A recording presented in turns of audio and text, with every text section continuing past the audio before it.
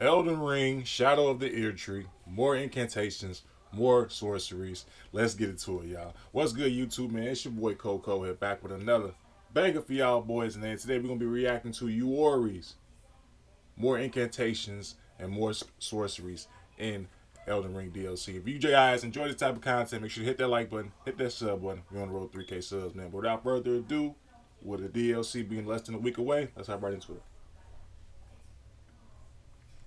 Okay, now time to get into all of the new spells in Shadow of the Erdtree. Now, unfortunately, the gameplay doesn't really have many spells showcased. There's only like 2, and I played with about 10 of them. And honestly, most of these spells that I played with kind of just suck. Hopefully they can get buffed. But yeah, even with like really high level builds with all like the buffs in the world, some of these just perform terribly. But to start off with the Incantations and the absolute best spell, S tier spell, Night Lightning Spear. There is no gameplay for this. That sound fucking fire. Even though it said it might suck, the name of that sounds fire. I hope it's a visual to see that shit. But lightning spear, I wonder if it's like similar to like that lightning spear we had in the base game. I don't remember the name of it exactly because I didn't get a chance to make a lightning build. And obviously, I'm playing the DLC when it comes out, but um, yeah, man, I really hope it's a visual to this. I want to see that. The name sounds fire for sure. But basically how this works, for 35 FP, you basically do this lightning spear attack. It's like identical to lightning spear, but alongside this lightning spear, it actually shoots out 4... I didn't know it was lightning speed already in the game. That's how deep this game is, because I didn't even know that spell was in the game. I know it was a couple of bosses that probably threw lightning at you, but I didn't know you can get that yourself. That's crazy. I didn't even get a chance to dive that deep into the game, and the DLC is coming out, man. Oh, this DLC is gonna be fire, bro. It is. other lightning projectile attacks, kind of similar to like a homing soul mass type of thing, or like a phalanx attack. There'll be 4 other projectiles that surrounds the player, and it'll just all track towards the enemy, and pretty quickly as well. So it's like that Great Blade Phoenix, but with lightning. So with lightning spears. So it's like a 4 projectile attack with lightning spears. I think that'd be fire. Not only does this do like amazing damage, but those 4 projectile attacks are guaranteed. Even if you get staggered out of like the initial lightning spear, those 4 attacks will still come out. The skill can be fully charged, and best of all yet, this thing does roughly 30 stance damage. So like 25 to 30 stance damage. Obviously I couldn't get the exact number. I was just testing it out on enemies of which I knew their poise value, which if I didn't even face Godfrey yet. I gotta get on and get to work. I didn't even face him yet. I gotta hurry up beat this game before the DLC come out. So I'm live streaming after this. if you don't know how much 30 stance damage is, that's basically twice the amount of Stone of Garank. And it does it in a much quicker projectile attack. That does insane damage. Next spell I want to talk about is Pest Threads Spears. This is going to be just like a bigger version of Pest Threads. Kind of shoots out these like 2 spears in like a V-shape attack. I'll try and put something on screen to help you visualize it. Now this is going to do more damage than Pest Threads, but against those larger types of bosses where Pest Threads really excels, it's probably not going to do as well because Pest Threads does get more aggressive tracking, meaning that I can actually hit those enemies more times. Pest Threads Spears still get some pretty decent tracking, so against those larger enemies, I did test that out against like the Limgrave Dragon. It can actually hit him multiple times, but the benefit of Pest Thread Spears is that it actually does really good damage. Yeah, that might be fire. Especially against the bosses like, for example, like the Fire Giant. I think that spell would be like truly effective. That's the and maybe some of them drags. I know he said not the Limgrave drag, but maybe like the Ice Drag. I know he was moving around a lot, and it was a way you could cheese him if you. I know that everybody knows this by now. The game been out for 2 years, but if you stand in like one of the ruins area and he couldn't get in, that'd be a good spell for that. Against those smaller enemies too, where Pest Threads does not. So it is going to have more versatility.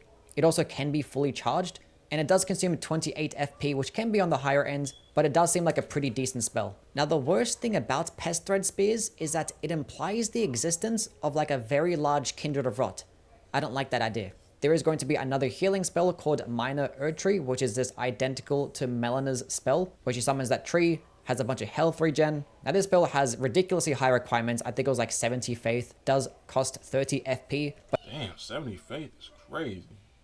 I was complaining about a spell being 30. I forget which spell it was, but I'm working on the faith build now.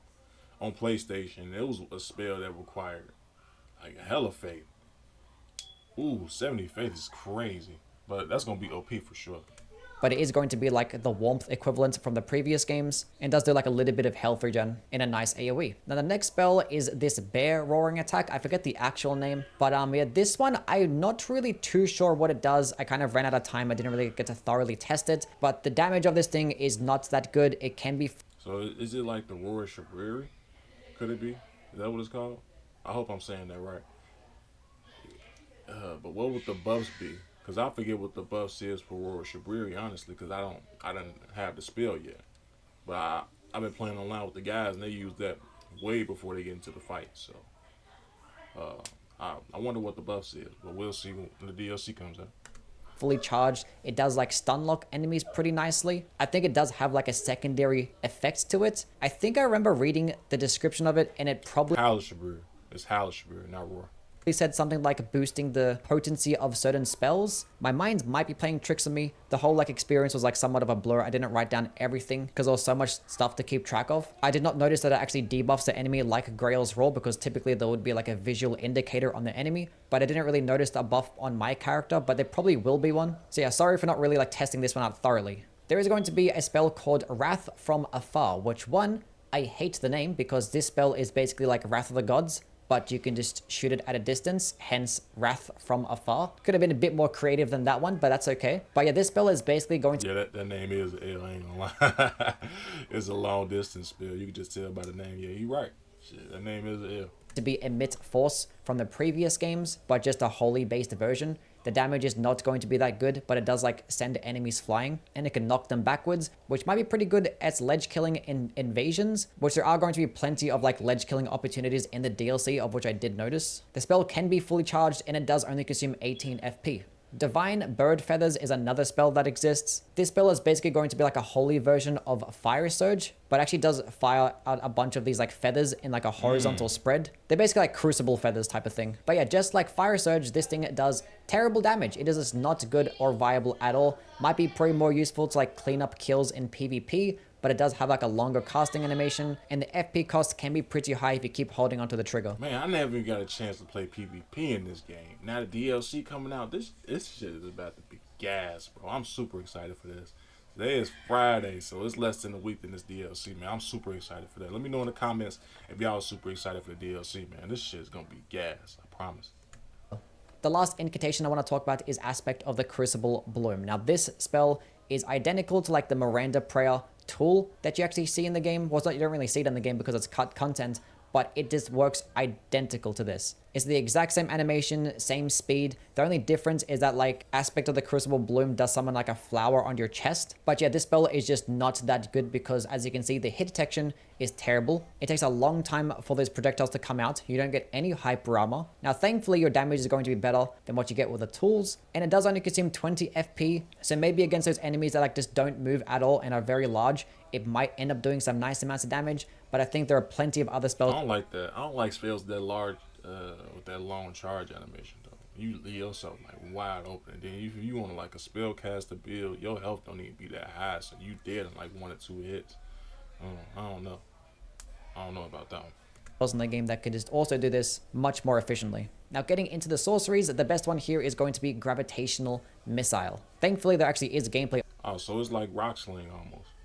of this one, and as you can see right here, this summons this cool black hole and it sucks enemies in every second or so. It hits them about like 3 or 4 times and then does this pretty big explosion. Now this is obviously going to be really good against those enemies that can get staggered because you can just like infinitely stun lock them. Against enemies that do have hyper armor dodges, they are going to be able to dodge it pretty easily because it doesn't really attack that often. And the total overall damage isn't going to be that high, but this spell only consumes 18 FP. And obviously this spell is going to have a great synergy with basically any other spell. You can just use it and have a whole group of enemies just like get clumped up together, infinitely stun locked, and you can just use your other types of damaging spells to either clean them up or just do like immense amounts of damage. I see this spell getting lots of uses. It's actually pretty good. There are the spells Glintstone Nail and Glintstone Nails. The one you see on screen right now is Glintstone Nails. It kind of just seems like it's another... Oh, so it's like Glintstone Pebble almost.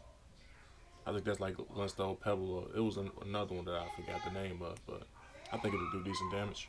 The sorcery projectile attack does have somewhat nice tracking. The damage isn't really too high, doesn't really get good stance damage at all. Does consume at 23 FP, and there is like the regular glintstone nail version that just shoots out like one projectile that doesn't get like any tracking for 12 FP. Now, one thing that I actually noticed about these spells is that enemies don't really like input read or dodge it. I was using it a little bit and I didn't really notice any enemies trying to dodge it at all. So it might perform somewhat similar to the knight-based sorceries, but those ones are probably just going to be better.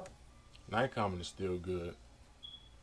I have Night Common. I use it a lot. The cheese, cause they don't dodge it. They just take it, but it do decent damage though, chip damage.